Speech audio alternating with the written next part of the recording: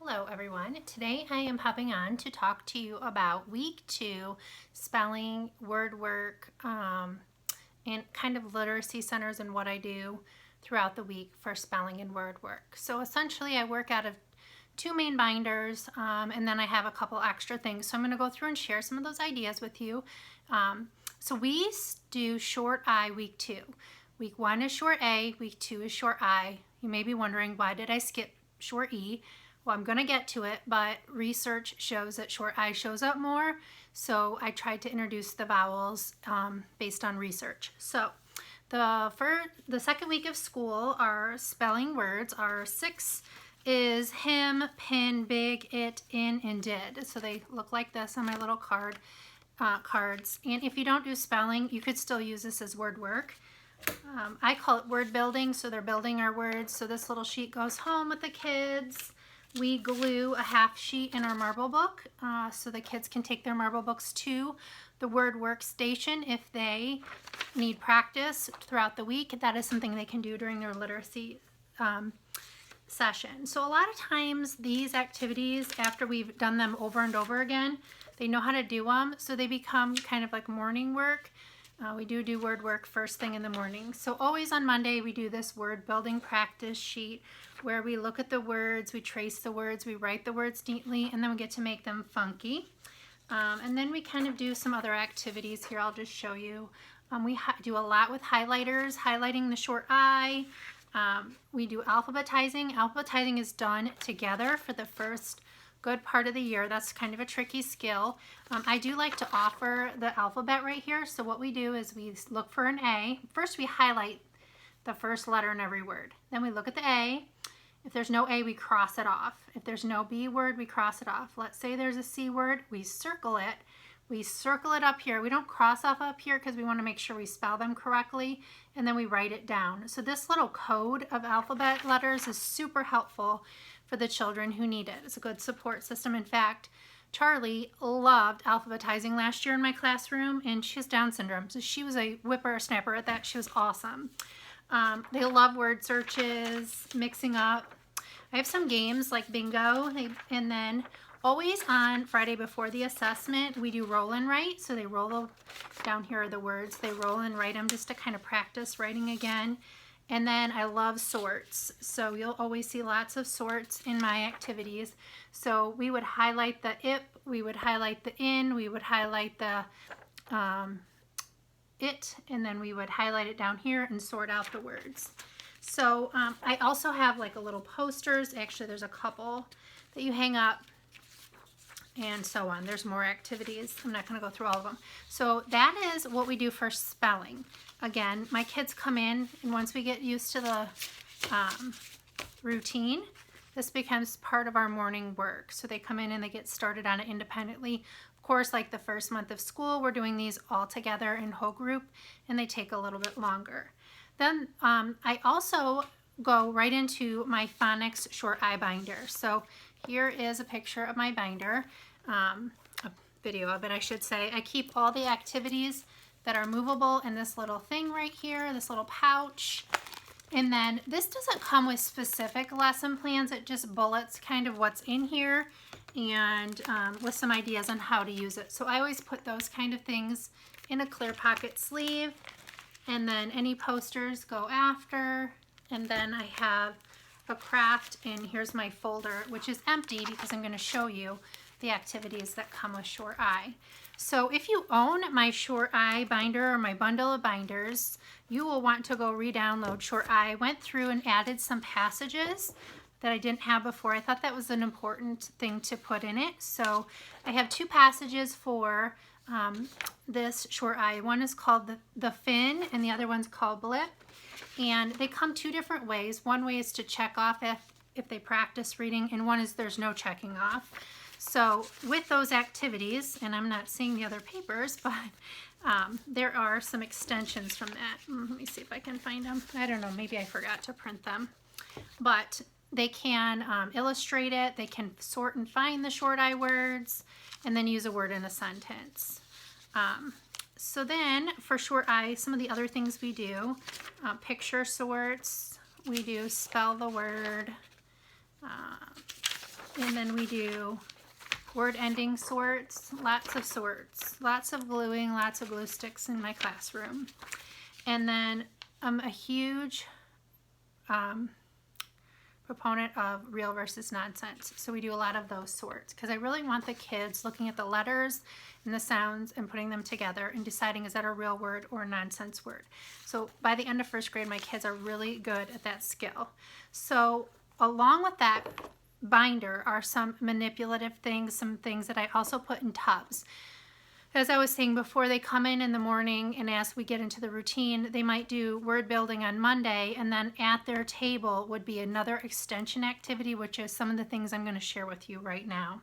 So puzzles are one of them. These need to be cut. I just added new puzzles to this unit because I found some really cute clip art, and they had more options.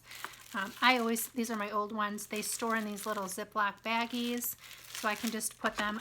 I love these tubs from the dollar store, and I just put one set of puzzles in each tub, and then there's enough for everybody at the table. Another center activity are just these little word cards on a flip chart, and they just go through and read the words. Simple, but they enjoy doing that. There is a little mini book that they make, so they cut out all these words. They would highlight the short I, because that's what we're working on, and staple it on here, and then they have a little book. And we keep all of our books in a little special folder, and then they have all these books that they can go back and read. They're craft books, I guess you would call them.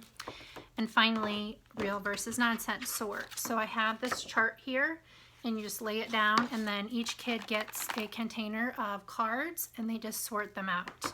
So those are some of the hands-on activities we do in morning tubs for short I.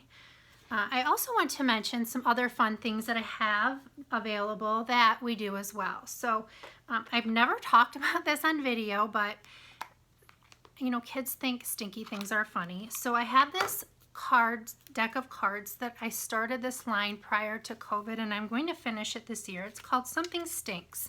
And this is the Short I CVC deck of cards, and I had my friend at Having Fun First draw me some custom clip art. So if you are not okay with underwear, that's okay, don't worry, I have a stinky egg too. But my kids crack up at the underwear. So it comes with some underwear or eggs. Let me see if I can find a rotten egg. This set might not have the rotten egg because I'm okay with the underwear, but there's a rotten egg too, and I only printed what I was going to use. And so this deck of cards has lots of those, and then it has words, zig, him, and the kids all have funny faces, like something stinks. And anyways, Charlie thinks these are hilarious. They're all short I words. This deck of cards is so fun because you can play so many versions. So you can use this deck of cards, put one stinky card in there and play Old Maid. You could print duplicates and play memory. You can do goldfish, and you can also play slapjack. So there's you put lots of stinky cards in there. When they get to the stinky card, they could slapjack it. So super fun activity, morning tub 2, or if you just wanted to make a couple sets. These containers I got off of Amazon. I'll link those in the description as well. Another fun manipulative activity. A couple years ago, I bought these foam dice in the Target dollar spot, and then I wanted more. I did order more off of Amazon. I'll link those too. But this is called Roll and Read and Roll and Write. Comes with, just different ones. It comes with versions that have the words down at the bottom, and then it comes with blank versions, which I probably won't. Oh, here's one. Roll and Write. So I'm going to show you. So it comes with this big stack of cards, and some of the cards have just a picture on them, and some of them have the word on them. So in my center, I would do one with pictures, one with words, and the kids roll it. If it's just the word, when they roll that word, they're going to write it above. You would match the words with the ones that are on here, and they would just keep writing the words up. I personally love the picture ones, especially for my higher learners. because they have to spell it. So they would spell out rib, and then every time they rolled rib, they would write rib again. So there's pictures and words. That's a super fun activity. The kids really enjoy this. Kind of gets a little bit of moving and manipulating too. So I keep this in my word work rotation center for the whole week of Short I, and then I just change out the cards. And then I wanted to share with you a couple other things. So digitally, I like to do digital things. I've talked about this before. I like to do them on the smartboard in a whole group, and then I like to assign them in Google Classroom. We also went to Schoology last year, so I could assign them in Schoology. So a couple of things that I like to do with Short I, all the short vowels. I love to do build a word. Build a word is just a picture, and the kids have to manipulate the letters to build the word on the computer screen. Another one is decode the word, and this is super fun and a little bit simpler. So it shows the word, and the kids have to read the letters, say the sounds, and then once they know what the word is, they drag the picture up to match it. So it's just dragging a picture versus dragging the 3 letters to spell the word. A fun one that I just started making last year, which I will also finish this line this year, is based off, kind of looks like the Scrabble game, the Scrabble board game. So it's similar to Build a Word, where they manipulate and spell the word, but then each letter is assigned a number, and there's a little math extension, so they can add up how much that word costs or makes. So that's kind of fun. And then last, we love to do word sorts, so I have digital word sorts for Short I. So that's all the digital activities that I do. I don't assign those until we've gone through at least 1 or 2 of them during the week, because phonics pictures can be tricky, the clip art. And kudos to all clip artists, because they do such amazing work, but it's hard for little kids to kind of always know what those pictures are. So once we've seen them a few times on the smartboard, when they go to do it independently, they remember what that picture is. It saves you a lot of leftover aggravation and time. So, and finally, movement breaks, right? We all need movement breaks. So during Short I week, we are still doing the Vowel Bat song. They love the Vowel Bat song. We are singing along with Jack Hartmann, any of his Short I videos. We are also doing Geraldine the Giraffe. We love her. She cracks us up, and she's short but engaging to the students. And then, of course, I have 2 movement break games. One is Bank It. Kids love Bank It. Favorite game in my room for sure, hands down. And that is where you project the words on the screen. You go kid versus kid. Whoever says it first gets the money, puts it in the bank. You can whip through that game in like 5 minutes. You can play multiple times. So that's super fun. And then Animal Adventure I made for distance learning, but we love it in the classrooms. The kids go on an animal adventure, and they all participate at the same time. So they stand up where they're at. They're not moving around the room if you need something where you're staying put. They say the word when it comes on the screen, and then when the animal comes on, they have to do the movement that the animal does. So that's super fun too. I'll also link that. So we really dive in with our short vowels, and we do hopefully reach all the senses and all our kiddos by doing manipulative, sorts, digital, movement, and all of that. So just want to give you a peek. I'll link everything below on Short I Week 2. Have a great day.